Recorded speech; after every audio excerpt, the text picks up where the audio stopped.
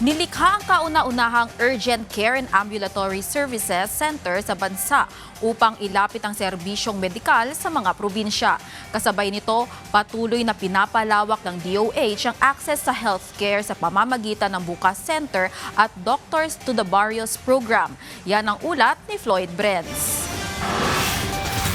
Pinasinayaan ang kauna-unahang bagong Urgent Care and Ambulatory Services Center sa bansa na pinangunahan ng babaeng Medical Center Chief ng Department of Health, Jose B. Lingad Memorial General Hospital. Layunin nito na ilapit ang serbisyong medical sa mga probinsya para hindi na kailangang magtungo sa malalayong ospital ang mga pasyente. Sa pamamagitan ng 61 Bukas Centers sa buong bansa, inaasahang mas mapapabilis ang pagbibigay ng agarang lunas at mas mapapalawak ang akses ng mga Pilipino sa serbisyong pangkalusugan.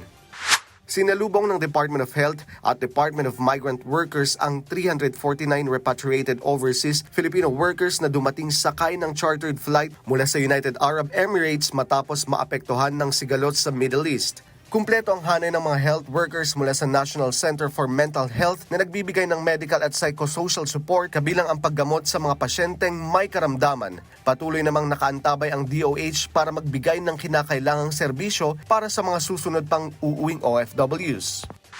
Alinsunod sa utos ni Pangulong Ferdinand R. Marcos Jr. na ilapit ang serbisyong medikal sa bawat Pilipino, itinalaga ang mga scholar ng Doctors sa Barrios program ng Department of Health sa mga geographically isolated and disadvantaged areas at iba pang mahihirap na komunidad. Layunin nito na matiyak na naihahatid ang serbisyong pangkalusugan sa bawat sulok ng bansa.